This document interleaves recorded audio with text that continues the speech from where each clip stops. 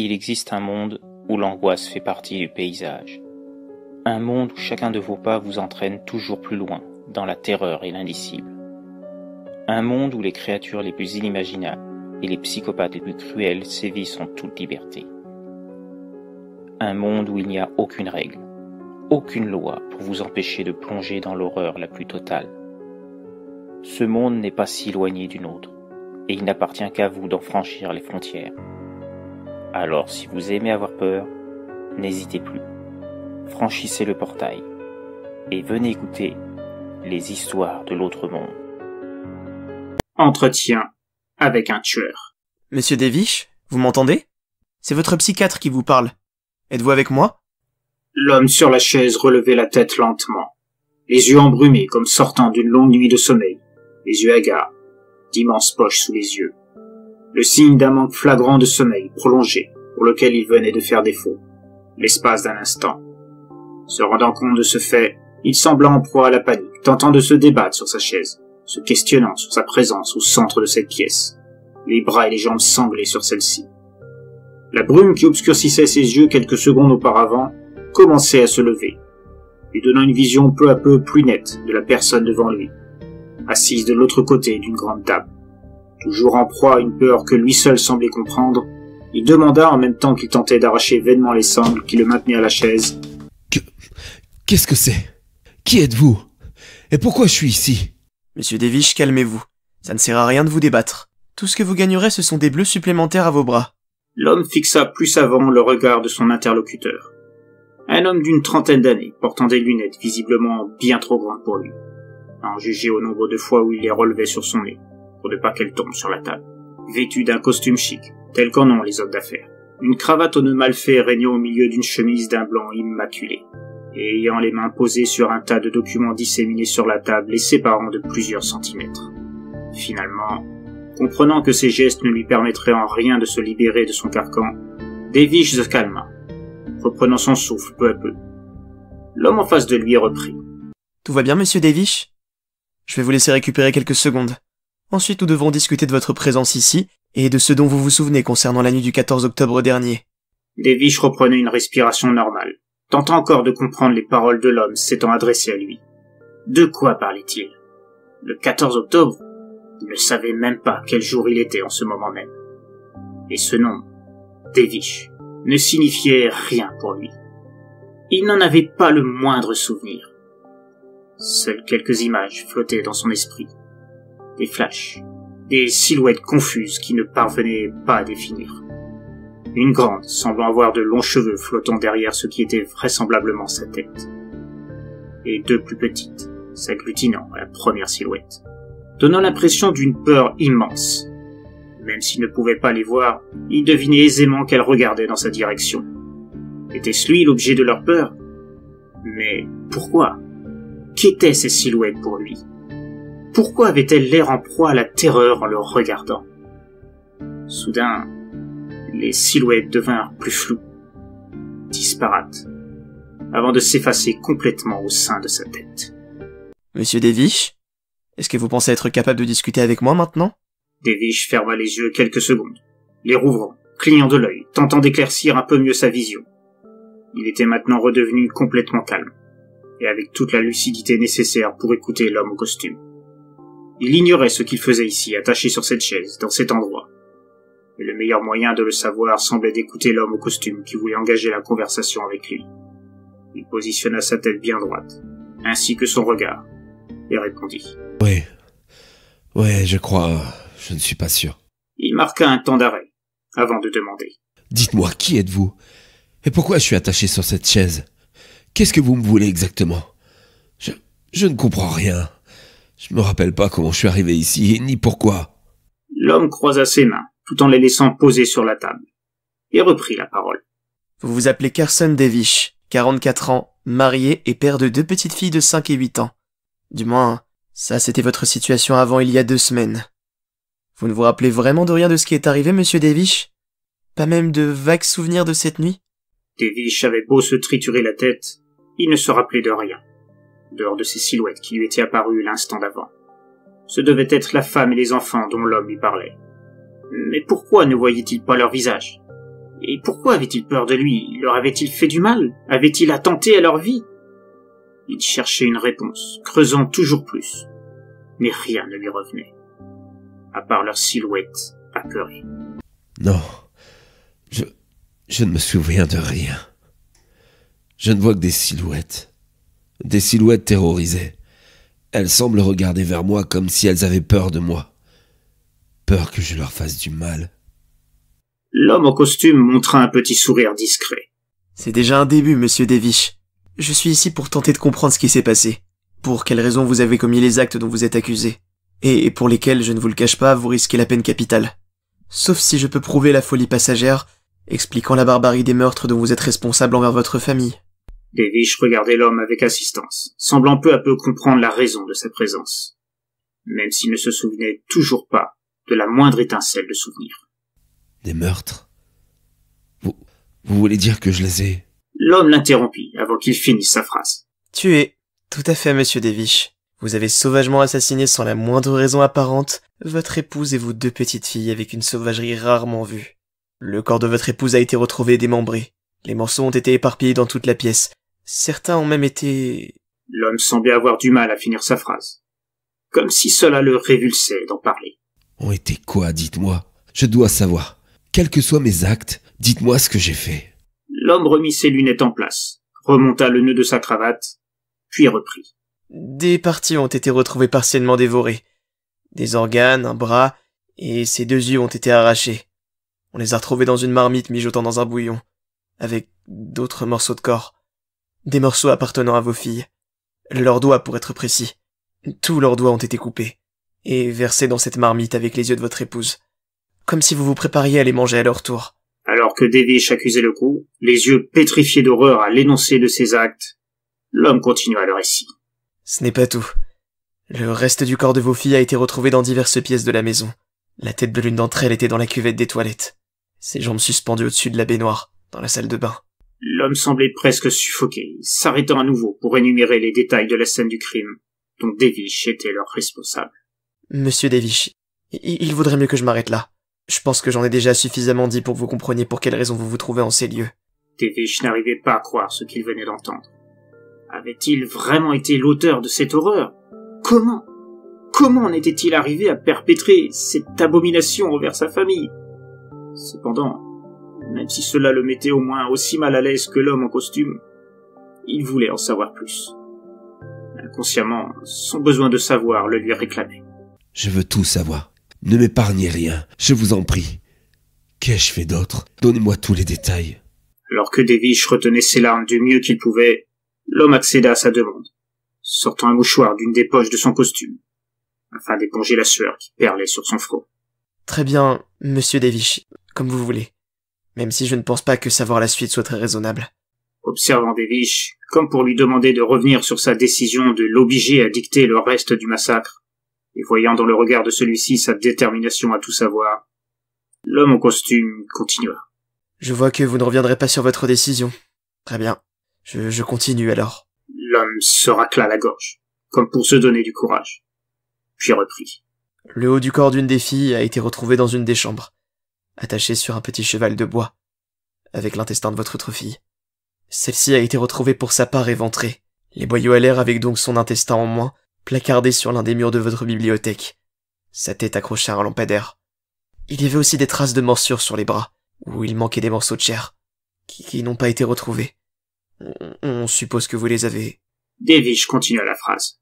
Manger? C'est ça? J'ai mangé de la chair humaine. J'ai mangé la chair de ma propre fille. Davish avait tenu le coup jusque-là, mais les derniers détails eurent raison de sa force mentale. Il éclatait en sanglots, tentant de dire des mots entre chaque, mais aucun n'était compréhensible. L'homme en costume finissait d'essuyer son front, déboutonnant le haut de sa chemise, en proie à un mal à l'aise visible, après avoir décrit chaque parcelle des horreurs dont Davish était coupable. Il profitait de la détresse de ce dernier, qui était en état de choc, pour se verser un verre d'eau dans un gobelet en plastique disposé sur la table, face à la bouteille à sa disposition sur un poids de celle-ci, loin du périmètre de Davish, au cas où ce dernier aurait eu l'idée de s'en servir comme ustensile pour se blesser. Une sécurité habituelle dans ce genre de réunion au sein d'un établissement dans lequel lui et son client se trouvaient. Il attendit plusieurs minutes, le temps pour Davish de parvenir à revenir à un semblant de calme, après avoir entendu les faits lui étant reprochés. Il en profitait aussi pour ouvrir le dossier se trouvant devant lui, écartant les photos, montrant l'état des corps retrouvés. Au vu de l'état de Davish et de lui-même, il jugeait prudent de ne pas indiquer la présence de ces photos, pour ne pas accentuer l'état émotionnel de son client.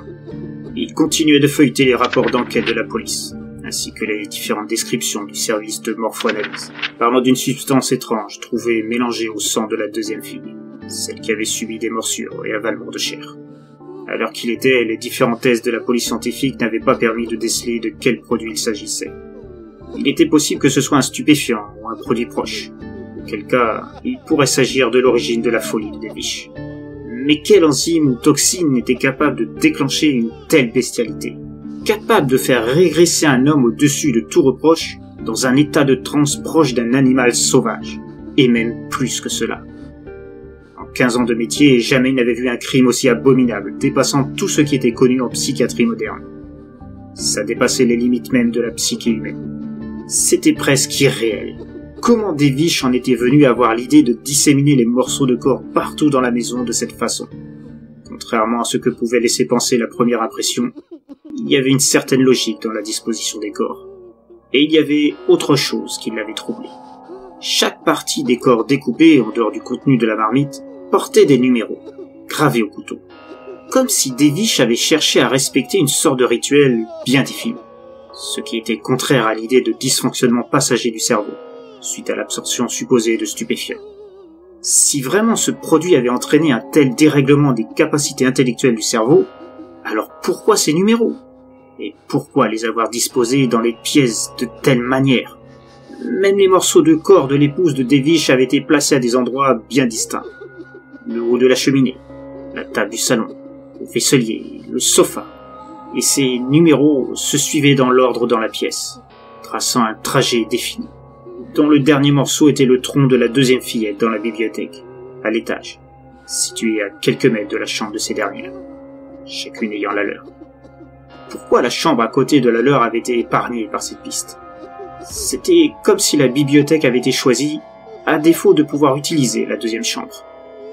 L'homme n'avait pas précisé la présence des dents disposées sur la rambarde de l'escalier, plantées dans le bois. Sur celle-ci, il n'y avait pas de numéro. Comme s'il s'agissait d'une sorte de transition pour indiquer la direction à suivre des morceaux suivants.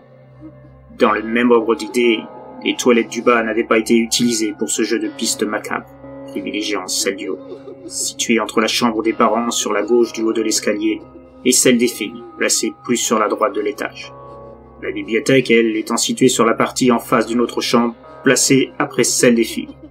Pour quelle raison une telle disposition des morceaux de corps, dans des pièces qui, visiblement, n'avaient pas été choisies au hasard?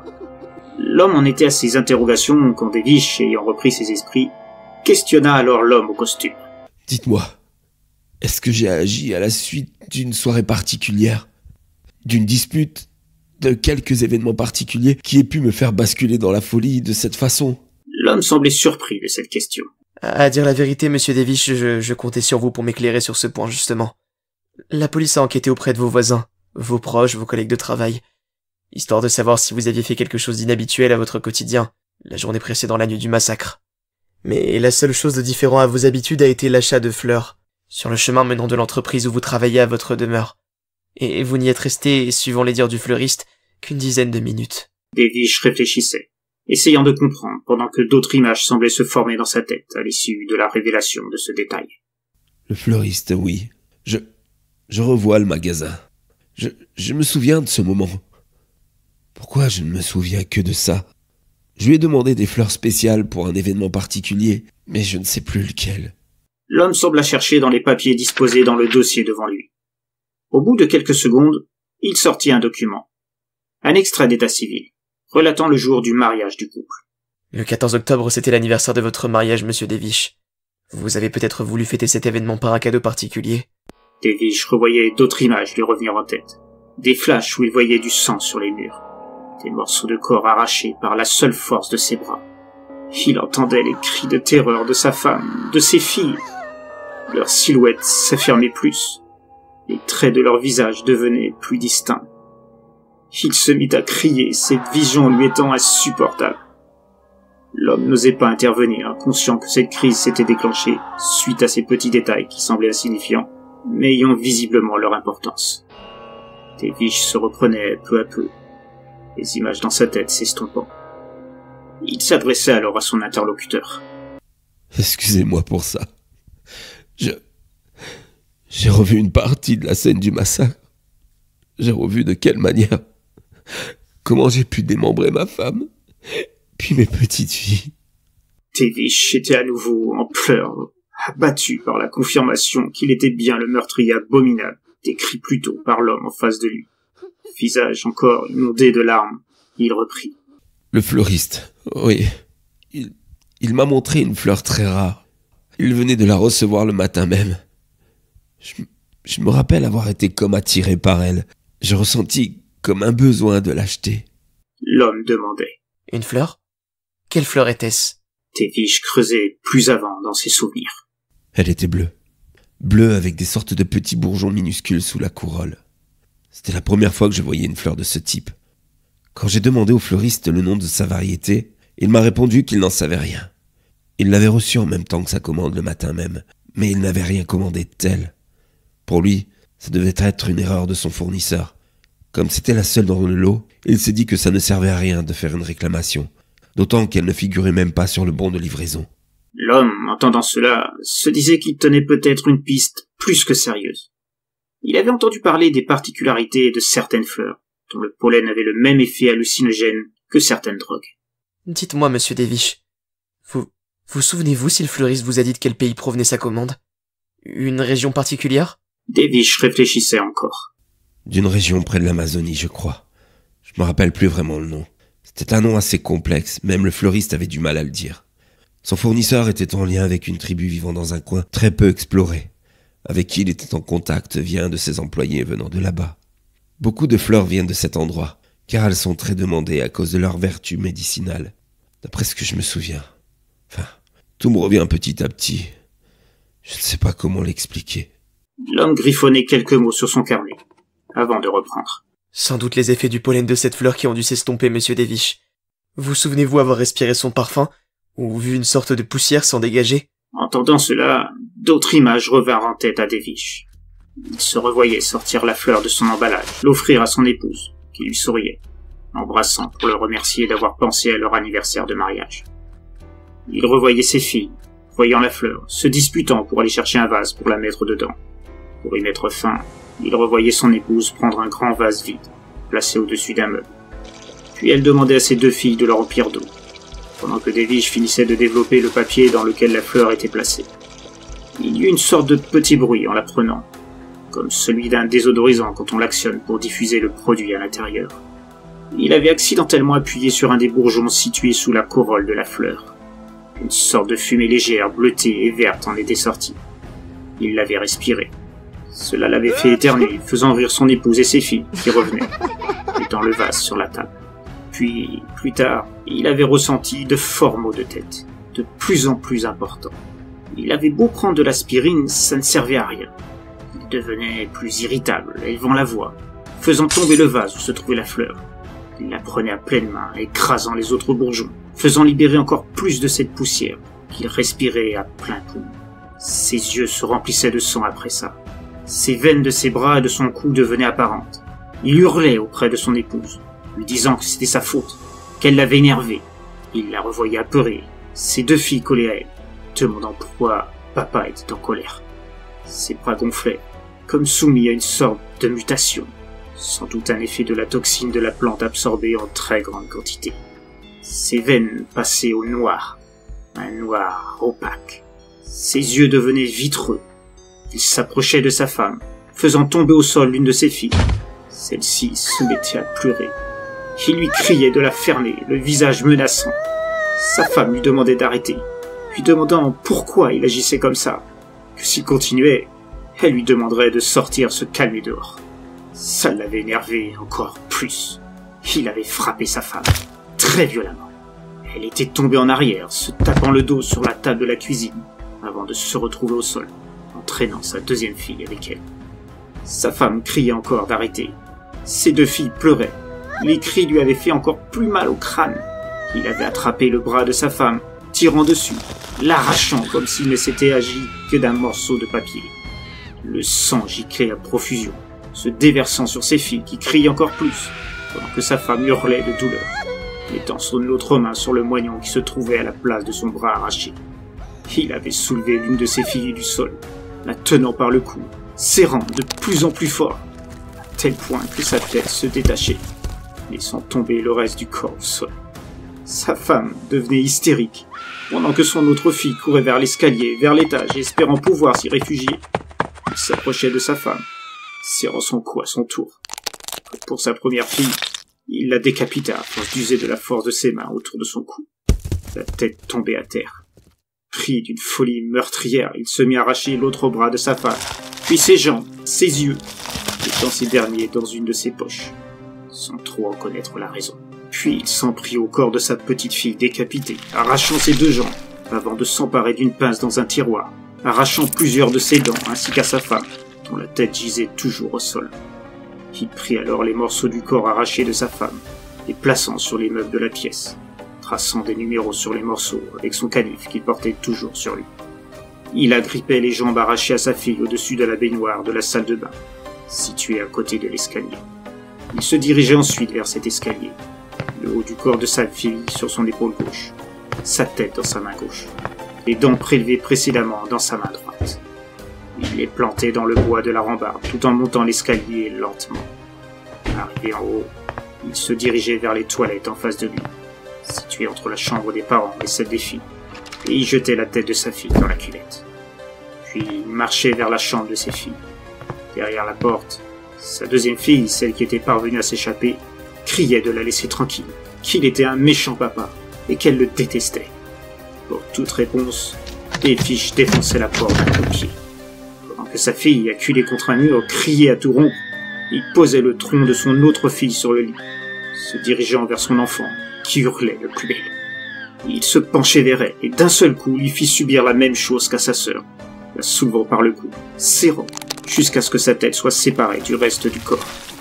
Devish observait le corps quelques secondes, puis prit le torse qu'il avait posé sur le lit, le disposait sur un petit cheval de bois. Voyant que le morceau de corps ne tenait pas, il revint vers l'autre corps, plongeait sa main dans le thorax pour en prélever l'intestin. Il s'en servit comme d'une corde pour fixer le torse sur le jouet en bois. Puis il prit le corps de sa deuxième fille sur le dos, ainsi que sa tête, et se dirigeait vers la bibliothèque, dédaignant la seconde chambre. Une chambre aux douloureux souvenirs. Avant leur deux filles, lui et son épouse auraient dû avoir un autre enfant. La chambre avait déjà été préparée à cette occasion, mais son épouse fit une fausse couche. Depuis, plus personne n'entrait dans cette pièce. Une fois dans la bibliothèque, il accrochait le corps mutilé à l'un des murs sur un porte-manteau, puis plaçait la tête restante sur le haut du lampadaire de la pièce. Il observait un instant son œuvre avant de s'en approcher. À ce moment, son ventre gargouillait, pris d'une faim intense. Il se mit à croquer alors le corps de sa fille fixé au mur, à plusieurs endroits, faisant la grimace. Alors il découpait minutieusement chacun des doigts, les plaçant dans sa poche de pantalon, et fit de même avec les doigts de l'autre corps. Puis redescendait. En bas, il observait les morceaux du corps de son épouse. Comme pour vérifier quelque chose, il plongea la main dans la poitrine de cette dernière, extrayant son cœur, puis un poumon, croquant chacun d'eux, les mâchant méticuleusement.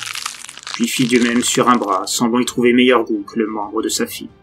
Ensuite, voyant une marmite sur la cuisinière, il allumait le brûleur en dessous. Il sortait les doigts prélevés de sa poche et les plongeait dans la marmite, dans un bouillon. Il se rappelait alors des yeux pris à son épouse, les sortait de son autre poche, et les plongeait à son tour dans le bouillon. Quelques instants plus tard, des sirènes de police retentissaient dans la rue, des voix lui demandant de sortir. Il dédaignait la marmite et son contenu qu'il faisait cuire, et se dirigeait vers la porte de la maison. À peine sorti, des policiers qui se tenaient sur le côté de la porte l'empoignèrent, et l'un des deux lui donnait un coup de taser, l'assommant sur le cou. Il expliquait tous ces détails l'un après l'autre à l'homme en costume, qui ne manquait pas une parole, restant silencieux tout du long, écoutant tout en prenant de nombreuses notes. Voyant que Devish avait fini son récit, il s'adressait alors à lui. « C'est parfait, monsieur Devish. Maintenant j'y vois plus clair. Je comprends ce qui s'est passé de manière plus limpide. Reste à voir avec la police si la fleur n'a pas été jetée par erreur. C'est la seule chose qui peut vous donner des circonstances atténuantes. Une fois analysées, ces particularités pourront être étudiées plus en détail, et nous pourrons discuter avec le fournisseur du fleuriste, afin que celui-ci fasse en sorte que cette fleur ne se retrouve plus jamais sur un circuit de vente florale. Davish, un peu exténué par son long discours, demandait. Vous pensez que toutes ces révélations pourraient me permettre d'être déclaré irresponsable? L'homme le regardait, baissant les yeux. Non, monsieur Davish. Vous restez malgré tout coupable d'un massacre abominable. Et même sachant que c'est à cause de cette fleur et de son pollen particulier, ça ne vous empêchera pas de subir la peine capitale. Votre exécution est déjà programmée. Dans votre cas, la folie passagère va être presque impossible à établir. Et le temps que les analyses aboutissent, et ceci en supposant que la fleur soit retrouvée, il y a peu de chances que je puisse plaider une annulation de l'exécution. Peut-être un enfermement à vie ici, mais sans certitude. Tout au plus, dites-vous que des révélations supplémentaires empêcheront d'autres cas du même type, et donc d'autres massacres. C'est peut-être mieux ainsi. Maintenant que je me rappelle tout, de toute façon je ne suis pas sûr que j'aurais pu accepter de vivre, sachant ce que j'ai fait. À la bonne heure, monsieur Davish. Ravi de voir que vous comprenez la situation.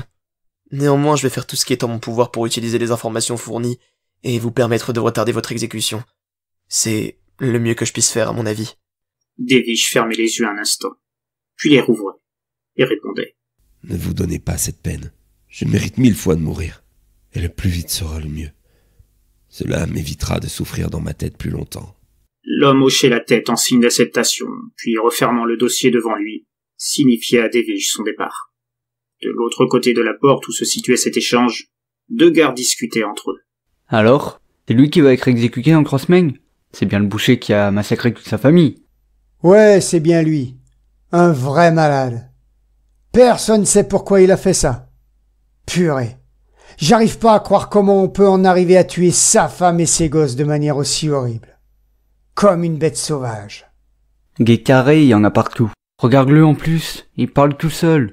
Il fait des gestes comme s'il y avait vraiment quelqu'un en face de lui. Non seulement c'est un tueur carré, mais en plus il s'en manque du monde dans sa cellule. Moi je te dis, personne le regrettera celui-là. Et puis, un mec qui se parle à lui-même, c'est vraiment que son cerveau a disjoncté à fond. Ouais, ça se trouve, il va même pas se rendre compte qu'il s'est fait exécuter. C'est bien possible encore. Bon allez, c'est pas tout ça, mais faut qu'on finisse notre ronde. Il y a d'autres tarés profonds dont on doit vérifier qu'ils ne foutent pas le boxon dans leur cellule. Là-dessus, les deux gardes partaient de leur côté, laissant Davish seul avec lui-même. Ce dernier ignorant que l'homme au costume avec qui il se croyait en grande discussion, le remerciant d'avoir trouvé une solution à cette énigme qui représentait le massacre de sa propre famille, n'était qu'une invention de son esprit tourmenté. Peut-être la solution trouvée pour lui permettre de comprendre et d'apaiser, par le biais d'un dialogue fictif, les événements qui l'avaient amené à se trouver ici, au cœur de cette cellule.